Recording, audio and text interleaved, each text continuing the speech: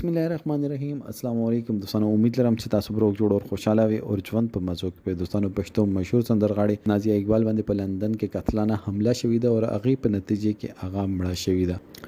د قتلانه حمله په چا وکړه د باره کې به دوستانو سره ټول معلومات په دې ویډیو کې شریکو او که تاسو ټول معلومات باندې ځان خبرول غواړئ موږ ویډیو ځان سره اخیره پورې وګورئ او چې کوم ملګری موږ په چینل باندې نوی دي هغه د موږ چینل مخه ځان سره سبسکرایب کړئ ټلې نشان دی وي ترڅو موږ راتلونکي معلوماتي ویډیو هغه ته په اسانۍ سره ملاب شي. دوستانو نازیه اقبال چې پښتو مشهوره سندرغاړې وه او هغه یو افغاني مهاجر سره واده کړی او بیا پاکستان یې پرېښی او دې ټیم کې په لندن کې ژوند کوي. خبر دا مخې ته راغلی دی چې نازیه اقبال باندې قاتلانه حمله شوې ده، خو دوستانو دا خبر بیخي بې بنیاده ده.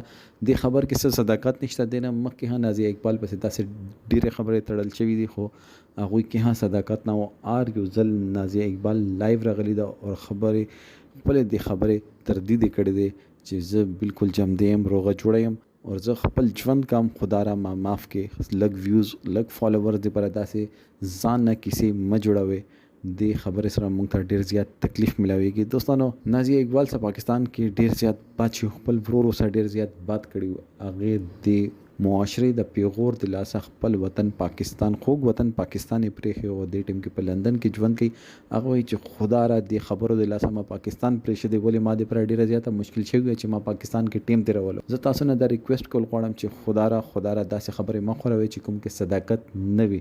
موږ هم فیملی ده، موږ هم ملګري دي، هغوی باندې دا خبره ورته ډېر زیاته تکلیف ورکوي چې څنګه داسې څه خبر په سوشل میډیا باندې وایرل شي. نو هغوی موږ ته ټلیفونونه شروع کړي چې تاسو روغ جوړ خو یې که نه چې دا خبره رښتیا خو نه ده. نو دوستانو ریکویسټ ده چې خدا را داسې خبرې مه خوروئ. دوستانو دې باره کې تاسو سره د کومنټ سیکشن کې خپل رای اظهار ضرور وکړئ. والسلام.